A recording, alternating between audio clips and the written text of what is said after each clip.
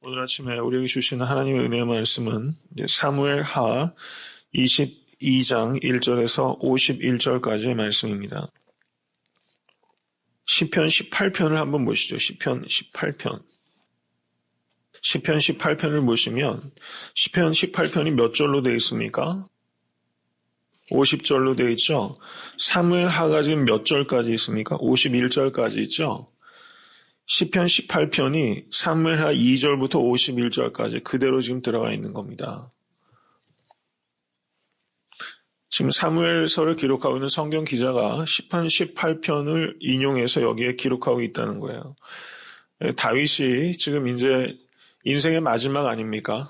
사무엘 하가 24장으로 끝나고 열왕기상 1장 2장에 가면 이제 다윗이 죽게 됩니다. 인생의 마지막 순간에 사무엘 기자는 지금 다윗의 시편을 이쪽에 인용하고 있다는 거예요.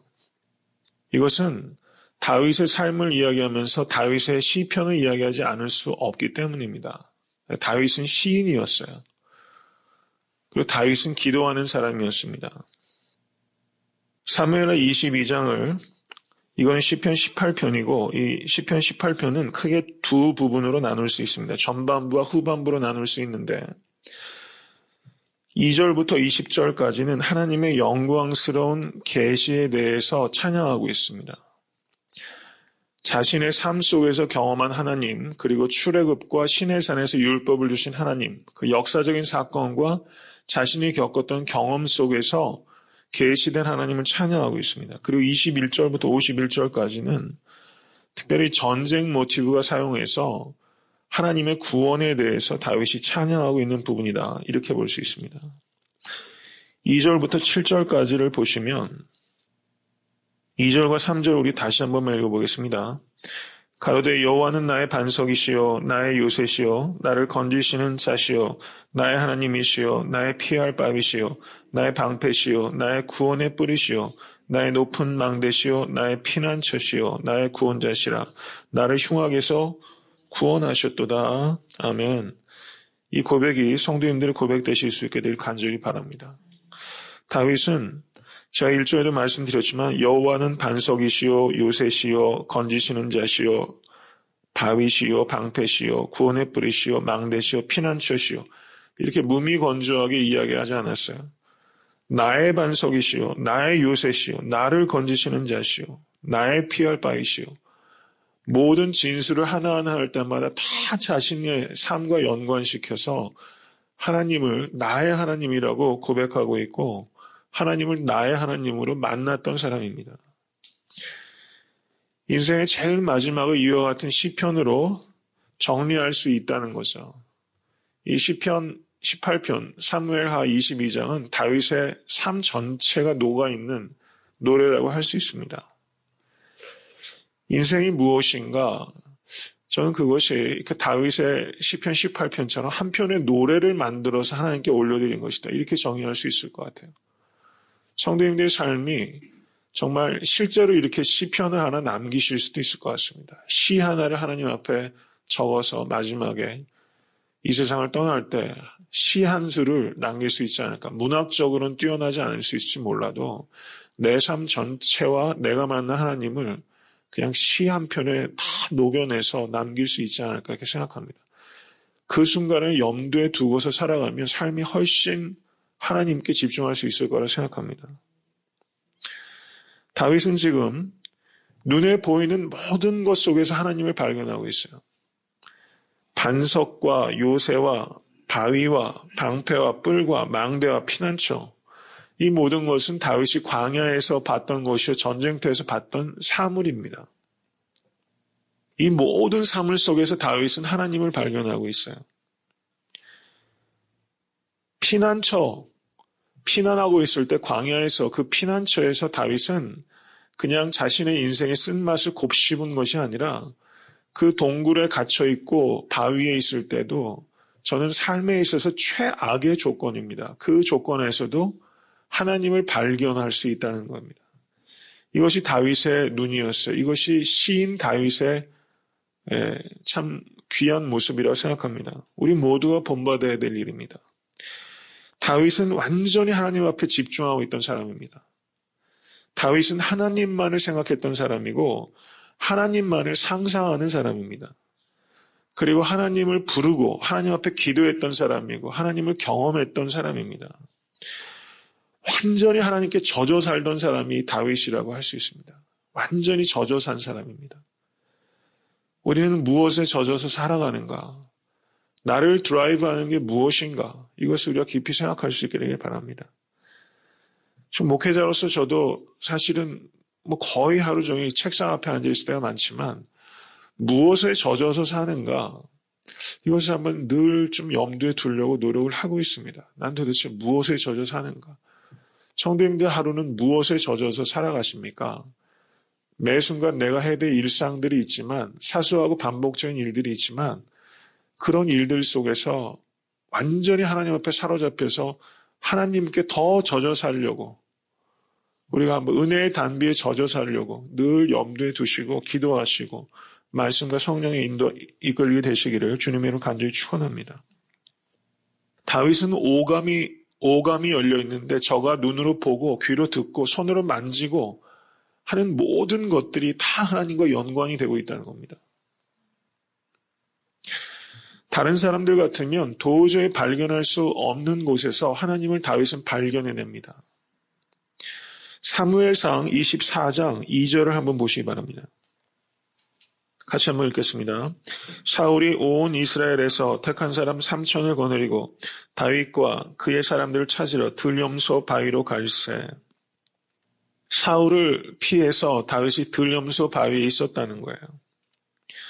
그런데 다윗은 여호와는 나의 피할 바위시요 라고 찬양하고 있다는 겁니다. 들염소 바위는 다윗의 인생에서 최악의 조건입니다.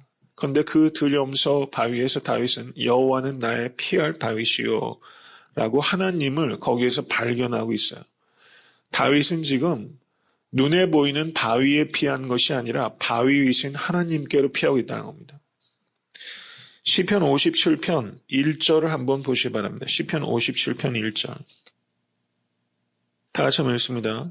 하나님이여 나를 긍휼히 여기시고 나를 긍휼히 여기소서. 내 영혼이 주께로 피하되 주의 날개 그늘 아래서 이 재앙이 지나기까지 피하리이다. 이것은 다윗이 사울을 피하여 동굴 속에 숨어 있을 때 지은 시편입니다. 제가 일전에 설교할 때 이 말씀을 드렸지만 동굴 안에서 동굴 바깥을 바라보면 햇빛이 들어오지 않습니까? 그리고 빛이 있고 그늘이 지게 되죠. 그 빛이 만들어내는 동굴의 그늘을 보면서 다윗은 그것을 하나님의 날개로 보고 있다는 거예요. 날개로. 거기에서 하나님을 발견하는 겁니다. 다윗은. 성도님들의 삶의 자리에서 하나님의 영광을 발견하기 원하십니까? 우리가 하나님의 영광을 발견하지 못할 장소는 한 군데도 없을 것 같습니다. 하나님은 늘 임마누엘로 우리와 함께 하시기 때문입니다. 다만 우리가 발견할 수 있는 눈이 열리지 않기 때문이라는 것이죠. 그 동굴의 그늘 속에서 하나님의 보호하시는 주의 날개를 발견하는 이 다윗. 그 필립이 안시라는 기독교 저술가가 뜻밖의 장소에서 만난 하나님이라는 책을 썼어요. 뜻밖의 장소에서 만난 하나님.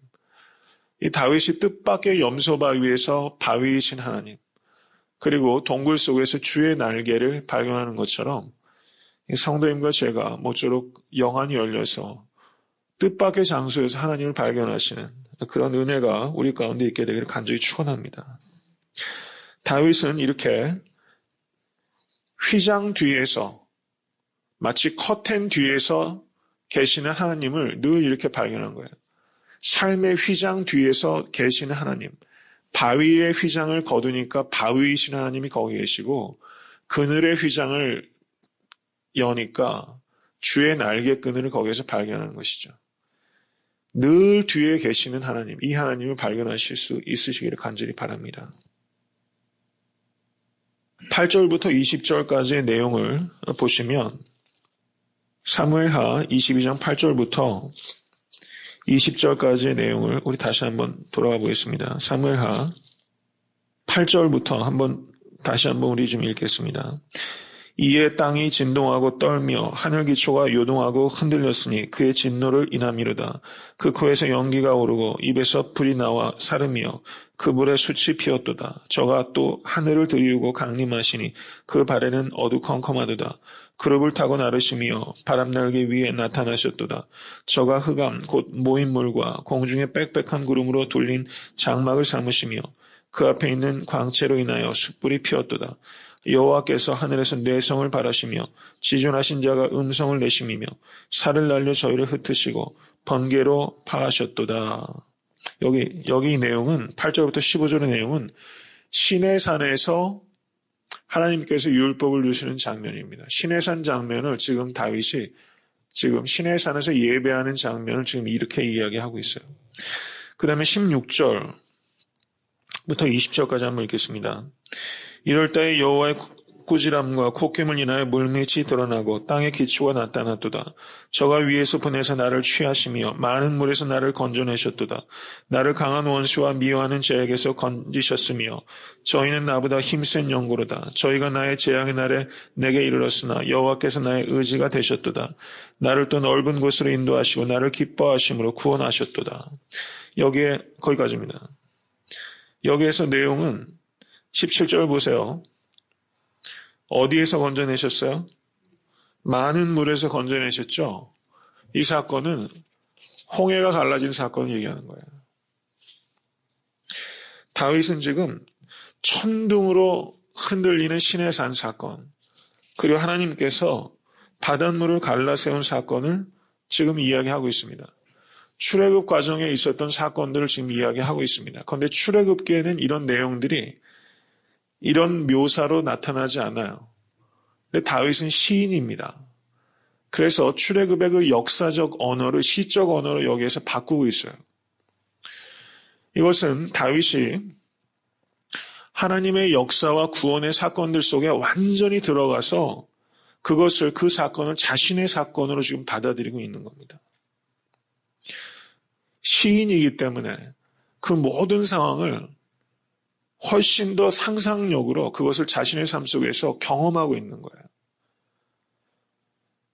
그리고 어떻게까지 이야기합니까? 17절에서 20절을 보시면 저가 위에서 보내서 나를 취하시며 많은 물에서 이스라엘을 건져내셨도다 이야기를 하지 않고 많은 물에서 나를 건져내셨도다. 나를 강한 원수와 미워하는 자에게서 건지셨으며 저희는 나보다 힘센 영구로다 하면서 다윗이 출애굽 사건에서 그 홍해를 가르셔서 이스라엘을 구원하신 그 사건으로 자기가 완전히 그 안에 있는 것처럼 다윗이 지금 이야기하고 있어요. 성경을 우리가 이렇게 읽어야 된다는 겁니다. 이렇게 이야기할 수 있지 않습니까? 우리를 쫓아오는 애국 군대가 있지 않습니까? 앞뒤가 콱 막혀 있는데 하나님께서 홍해를 가르신 사건이 우리의 삶 속에 있지 않습니까? 그래서 출애굽의 그 사건이 역사에 있었던 그냥 옛날 이야기가 아니라 다윗의 삶 속에서 지금 경험하는 사건으로 현재화되고 있다는 사실입니다. 모세와 다윗 사이에 그 많은 시간이 다 없어져 버렸어요. 과거에 행하셨던 출애굽의 그 사건이 바로 다윗의 현재에 자신을 위해서 역사하신 하나님의 사건으로 지금 현재화되고 있다는 사실입니다. 성경 속에 있는 모든 하나님의 창조와 구원의 사건은 바로 나를 위해서 행하신 사건이라는 것으로 받아들이실 수 있게 간절히 축원합니다. 동일하신 하나님, 변함이 없으신 하나님께서 지금도 나의 삶 속에서 내가 발견하지 못해서 그렇지 나를 위해서 동일하게 끊임없이 역사하고 계시다는 것을 다윗처럼 발견하실 수 있게 되길 간절히 바랍니다. 이제 21절부터 51절까지의 내용은 다윗이 전쟁터에서 특별히 자신을 도우셔서 역사하셨던 하나님을 고백하고 있어요. 30절을 한번 보시기 바랍니다. 제가 아주 좋아하는 구절 가운데 하나입니다. 22장 30절. 다 같이 읽습니다. 내가 주를 의뢰하고 적군을 달리며 내 하나님을 의지하고 성벽을 뛰어넘나이다. 다윗의 패션, 열정이 여기 있는 거예요. 성도님들의 삶이 이런 열정으로 가득하시길 간절히 바랍니다. 다윗은 골리앗에게 달려갈 때 이렇게 달려간 겁니다. 내가 주를 의뢰하고 적군을 달리며 내 하나님을 의지하고 성벽을 뛰어넘나이다. 다윗은 골리앗에게 갈 때 뚜벅뚜벅 걸어가지 않았어요. 항우를 향해서 달려갔다고 기록하고 있습니다. 전쟁터는 어떻습니까? 가장 비인간적인 장소예요. 그렇죠. 인간이 인간성을 상실하는 것이 전쟁터입니다. 그런데 다윗은 거의 인생이 전쟁터가 많았어요. 근데 우리의 인생이 영적 전쟁터입니다. 가장 비인간적인 삶의 자리가 우리의 삶의 자리예요. 이 철기 시대, 이때가 얼마나 전쟁이 많은 때였습니까? 그리고 얼마나 성적으로 타락한 시대입니까? 우리가 살고 있는 시대 역시 마찬가지예요.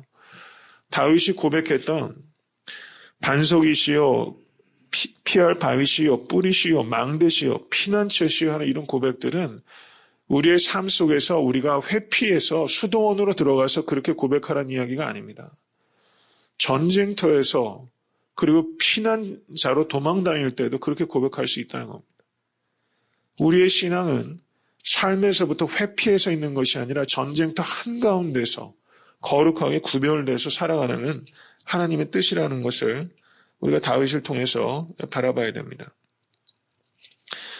우리는 세상의 더러운 문화, 세상의 문화 속에서 살아갑니다. 다윗이 전쟁터에서 저와 거룩하게 구별하여 살 수 있었던 것처럼 우리는 문화 속에서 살지만 이 문화와 구별돼서 살고 또 문화를 이끌며 살아갈 수 있는 능력을 우리에게 주신다는 것을 기억하시고 하나님께 지혜를 구하실 수 있게 되기를 바랍니다. 다윗의 삶이 이제 열왕기상 1장 2장을 통해서 이제 다윗의 삶이 마감하고 열주에게로 돌아가게 됩니다. 그때 다윗의 삶을 총체적으로 한번 되돌아보겠지만 가만히 보면은 다윗의 삶이 부족한 게 많았던 사람입니다. 도덕적으로도 심각한 문제가 있었어요. 간음했고 살인했습니다. 그리고 판단력이 흐려졌고 그리고 경우에 따라서 실수들이 많았어요. 근데 성경은 다윗을 미화하지 않습니다. 있는 그대로 얘기를 합니다. 그리고 심지어 다윗조차도 구원받고 쓰임받은 것은 전적인 하나님의 은혜라는 것을 강조하고 있는 거예요. 다윗이 공로로 쓰임받고 공로 때문에 하나님께 마음에 합했던 자가 아니라 많은 부족함이 있었던 에도 불구하고 다윗은 정직한 사람이었습니다. 정직하게 통회하는 사람이었어요. 깨닫는 순간 곧바로 무릎 꿇는 사람이었습니다. 눈물로 침상을 썩힐 만큼 통회하는 사람이었어요. 다윗은 참 인간적인 사람이면서 동시에 너무나 거룩한 사람이었다는 것입니다. 이것을 우리가 다윗을 한번 깊이 생각하면서 우리가 하나님 앞에서 인간적이고 또 경건한 그런 다윗처럼 하나님 앞에 진솔함을 가지고 이 아침에 기도하시는 여러분 되실 수 있게 되길 바랍니다.